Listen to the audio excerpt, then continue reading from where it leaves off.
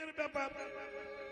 আমরা নেতাদের হয়ে রাস্তায় রাস্তায় হাত তুলতে পারি, দিতে হবে দিতে হবে, কি ভোট দিয়ে কি হলো? কৃষ্ণ যে ভগবান সেটি ব্রহ্মা একবার টেস্ট করেছিল যে ভগবান কেমন। অনেক গরু অনেক সখা হরণ করেছিলেন, যতবার হরণ করলেন ততবার কৃষ্ণ হলেন গোবৎস। সখা বৃন্দ একবার নয় তিনবার কৃষ্ণ ভগবান কিনা এটাকে টেস্ট করেছিলেন ব্রহ্মা চতুর্মুখধারী, কিন্তু হেরে গিয়েছিলেন। শেষে কৃষ্ণের স্তুতি স্তব করতে হয়েছিল ব্রহ্মার, প্রজাপতি ব্রহ্মা। সেই ভগবান কৃষ্ণ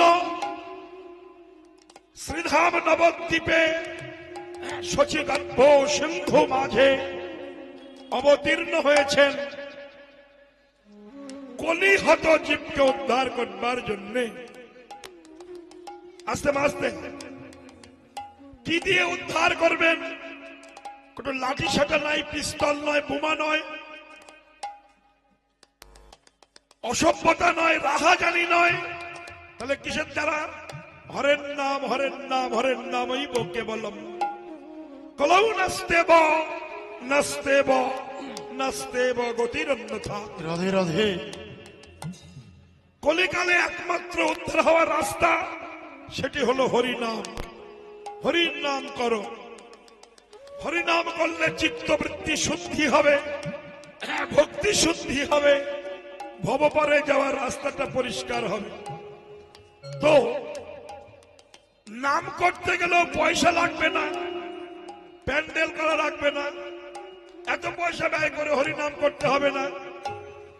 যদি হৃদয়ে একটু কৃষ্ণ ভক্তি থাকে, এটা মহাপ্রভু শচীমাতাকে হুঙ্কার করে বলেছিলেন। কখন? একটু শুনতে হবে। শচীমাতা জানতেন যে আমার নিমাই থাকবে না, সন্ন্যাস ধর্ম গ্রহণ করবেন। একে একে 8টি কন্যা মায়ের মারা গিয়েছিল। পরে বড় ছেলে বিশ্বরূপ সে চলে গিয়েছিল, একমাত্র নিমাই বংশ প্রদীপ দাঁড়িয়েছিল। কিন্তু শচীমাতা বুঝে নিয়েছিলেন নিমায়ও থাকবে না। কেন? পূর্ব প্রতিশ্রুতি আছে, নিমায়ও চলে যাবে। একাই শচীমাতা যখন নিমায়ের কাছে যায় তখন হাসে, আর বাইরে যে হাসে।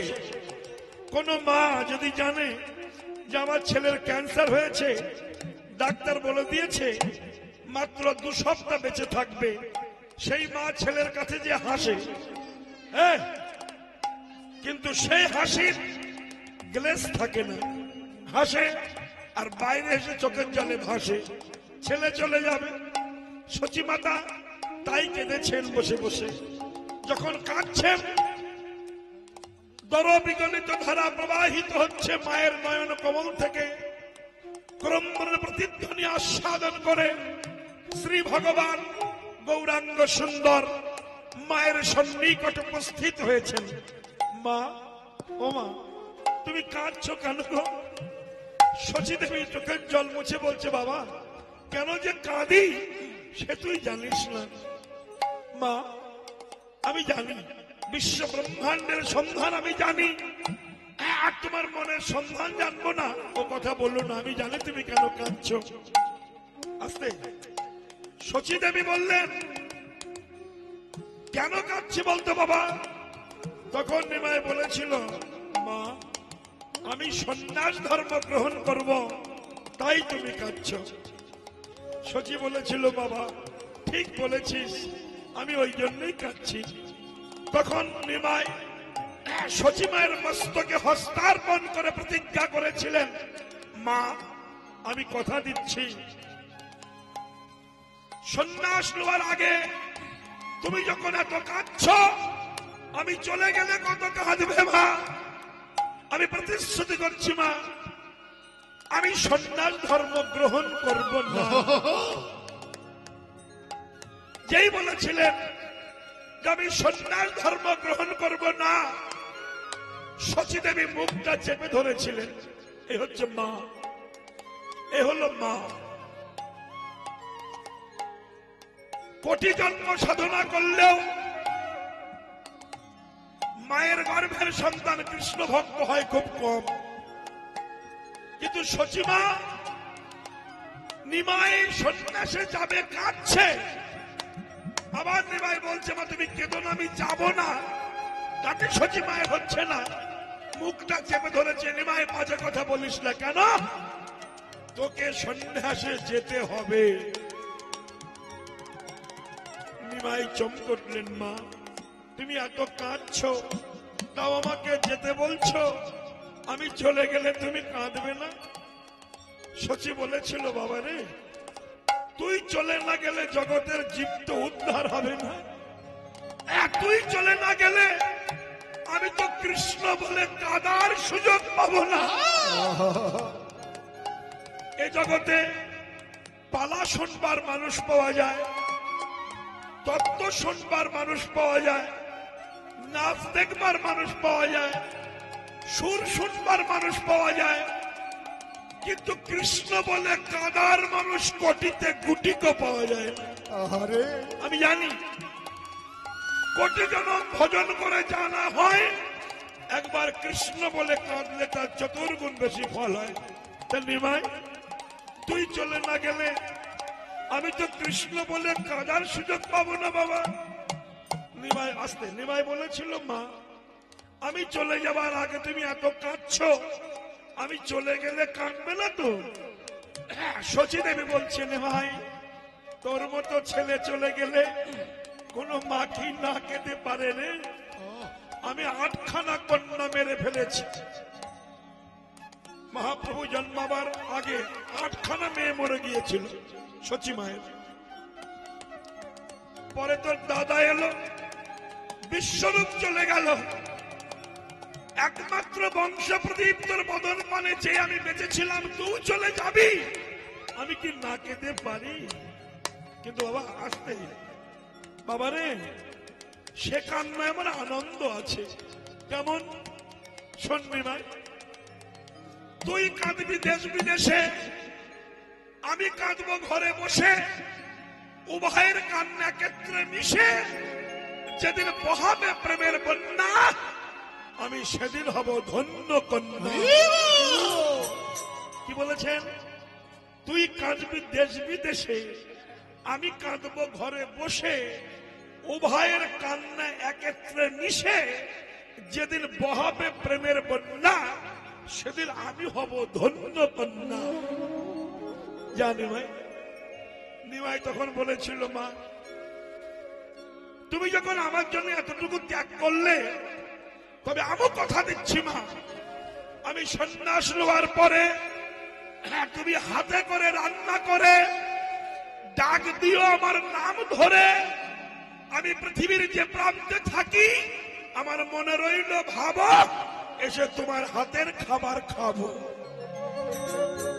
শচী বলছে নিমাই আজ আমি বেঁচে আছি তাই আমার হাতের খাবার খাবি, কিন্তু যেদিন থাকবো না সেদিনের কথাটা তো বললি না।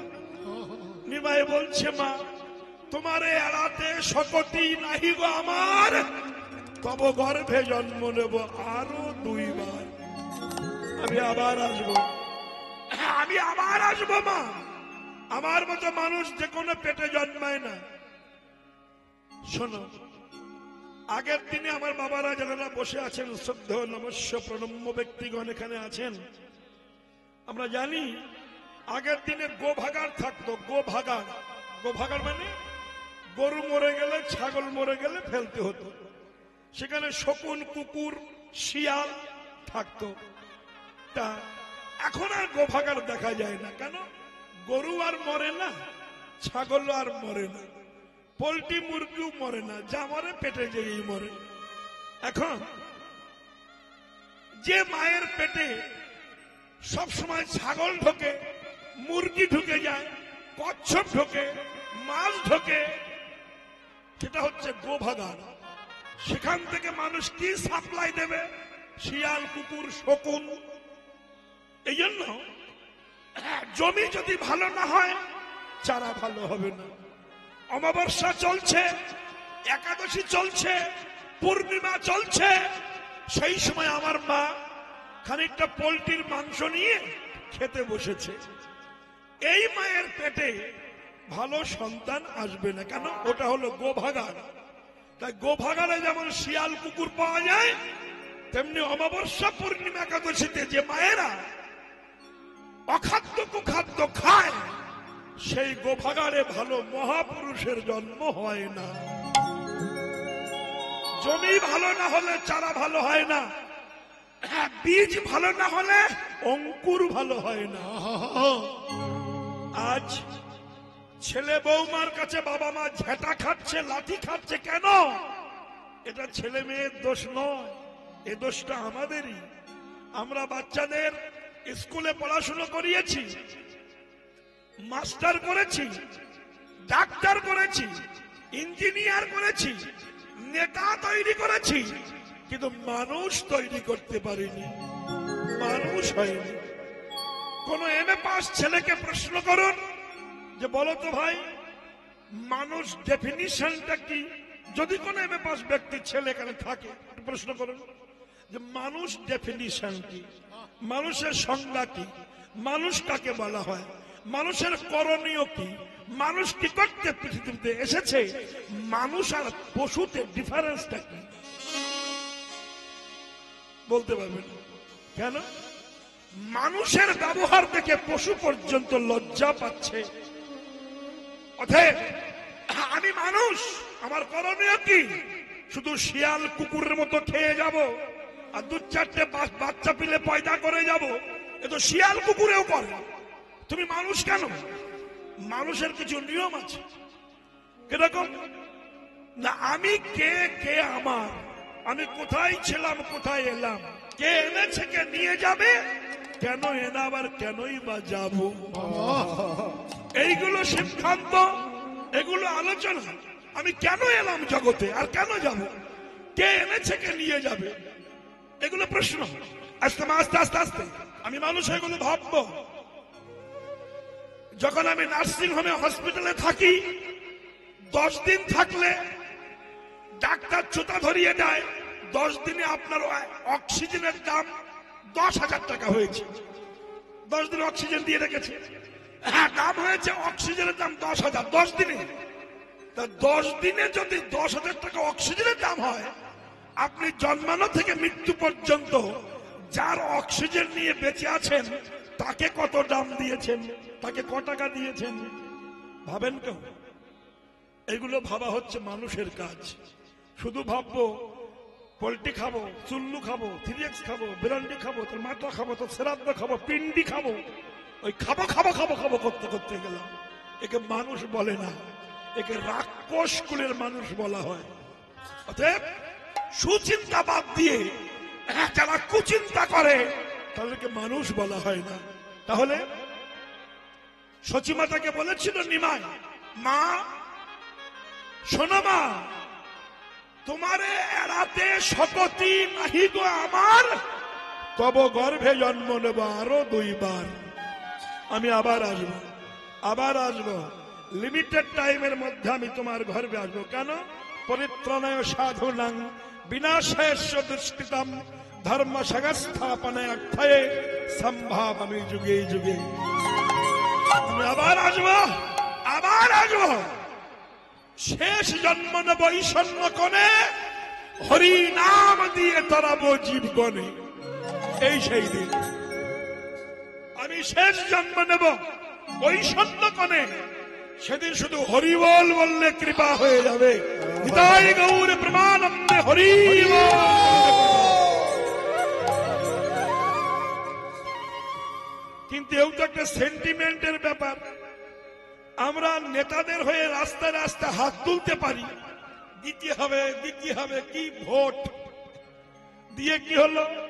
একজন নেতা হলো, তার গাড়ি বাড়ি হলো, তার স্পেশাল সবকিছু হলো, কত নারী নির্যাতন করলো, কত জমি দখল করলো, কিন্তু তুমি যে কাঙাল সেই কাঙালি রয়ে গেছো।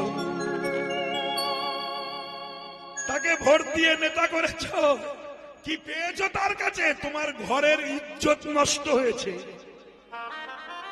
অতএব কি হলো? লোকের জন্য হাত তুলতে পারি, দিতে হবে দিতে হবে, দিয়ে শত্রু তৈরি করি আমরা। কিন্তু হরিনাম শুনে হাত তুলে একটু হরি বলতে গেলে গোষ্ঠীর প্রেস্টিজ পাঞ্চার হয়ে যায়। পরের জন্য হাত তুলতে পারি, লজ্জা করে না। দেখুন তাই হচ্ছে কিনা। আমরা হাত তুলে দিতে হবে, ঘরের বউরা পর্যন্ত লাফাচ্ছে, দিতে হবে, হরি দিতে হবে, লাফালাফি করতে করতে কি দিতে হবে? ভোট দিতে হবে বলবেন, ভোটের পরে জিতে যাবে, তখন ওই নেতা আপনাকে বলবে তোমার দিতে হবে, তোমারও দিতে হবে। দিচ্ছে তাই কত ইজ্জত লুণ্ঠন হয়ে গেল, কত জমি দখল হয়ে গেল, কত সব নষ্ট হয়ে গেল, কোটি কোটি টাকার মালিক হলো। আমি যে কাঙাল সেই কাঙাল থেকে গেলাম, কত মা সন্তান হারালো, কত স্ত্রী স্বামী হারালো, তাও বলছি দিতে হবে দিতে হবে দিতে হবে। এই তো আমাদের হলো। অতএব কিন্তু হরি বলে হাত তুলতে গেলে লজ্জা লাগে। এর মতো পাগল পৃথিবীতে আর হয় না। পরের ভালোর জন্য হাত তুলতে পারি, নিজের ভালোর জন্য হাত তুলতে পারি না, এর মতো মূর্খ আর হয় না। বিশ্বাস না করেন আমি একবার টেস্ট করেছি, বলুন তো আমার সঙ্গে। নিতাই গৌর প্রেমানন্দে হয়েছে, হলো একটু, হ্যাঁ হলো। ওই ঠেলাই না পড়লে বিড়াল, এরকম একটা ভাব ভালো বলুন। তাহলে এই যুগে নাম করতে গেলে কি প্রয়োজন শুনে নাও মা। সংসার করেও হরিনাম করা যায়। এই যে বৌমা, সংসার করেও নাম করা যায়। চিটিং বাজেরা বলে সংসারের জ্বালায় ঠাকুরের নাম করতে পারি না। যখন ফেসবুক দেখো, মোবাইল দেখো, ঘন্টা ঘন্টা প্রেম চালিয়ে যাও, তখন তোমার কি হয়? তখন তো বলে না মোবাইলের জ্বালায় ভজন হচ্ছে না। কি তাহলে বোঝা গেল কি জগৎটা এমনই, সংসার করেও ভগবানের নাম করা যায়, মনটা যদি তার চরণে রাখা যায়। এই যে এবং মাগো, আগের দিনে মায়েরা চিড়িয়ে কুটতো, চিড়িয়ে চিড়িয়ে বোঝেন, চিড়া যাকে বলা হয়, ধান ভেজে গড়ের মধ্যে, ঢেকির গড়ের মধ্যে দিত, একজন লাথি মারত আর একজন ওই সামনে বসে গড়ের মধ্যে হাত ঢুকে পাক দিত। কিন্তু নিয়ম ছিল একসঙ্গে না, এ লাথি মারবে আর ও পাক দেবে, ও লাথি মারবে পাক দেবে, এই এই তালে বেতালে না।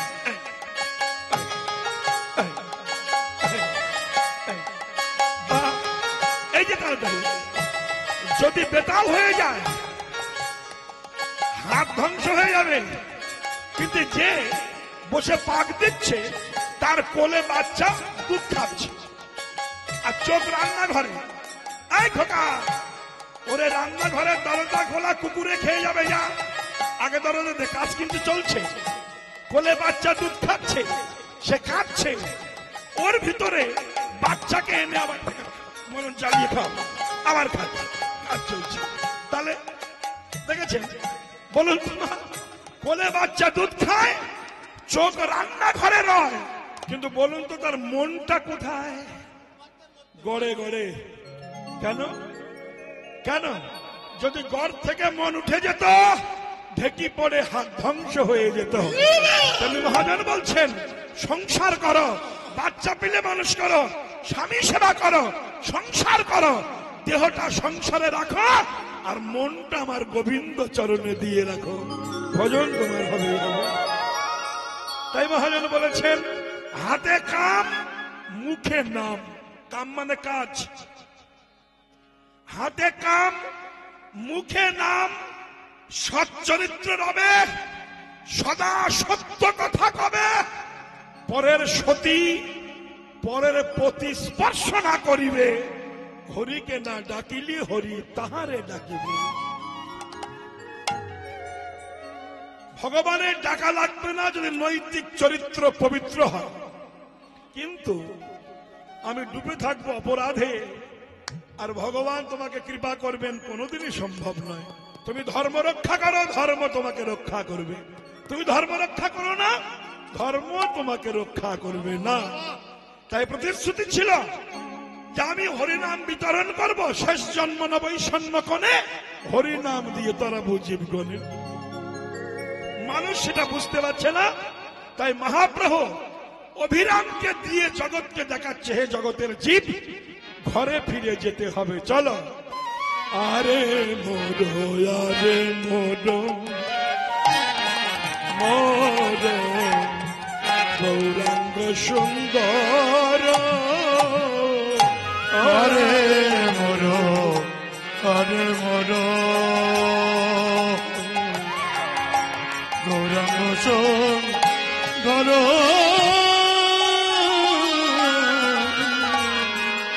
আরে মোরো, আরে মোরো, হরে মোরো, আরে মোরো গৌরাঙ্গ সুন্দর, আরে মোরো, আরে মোরো গৌরাঙ্গ সুন্দর,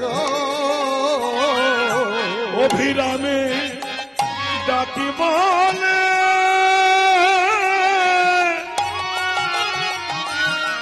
অভিরাম,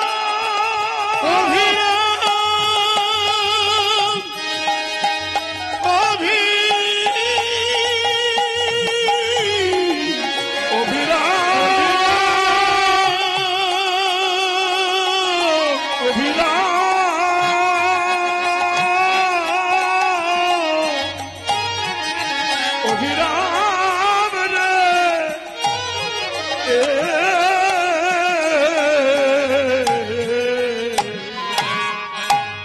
অভিরামে ডাকি বলে চলো যাই ঘরে, বলে চেয়ে দেখো আর বেলা না, দেখো আর বেলা নাই, একবার চেয়ে দেখো ভাই, চেয়ে দেখো আর বেলা নাই, একবার চেয়ে দেখো ভাই, এবার আপন ঘরে ফিরতে হবে, দেখো আর বেলা নাই, তোমাদের আপন ঘরে ফিরতে হবে, আরে আপন ঘরে ফিরতে হবে, আরে আপন ঘরে ফিরতে হবে, আপন ঘরে ফিরতে হবে, আরে আপন ঘরে ফিরতে হবে, আপন ঘরে ফিরতে হবে, একবার প্রেমানন্দ হরি বলে,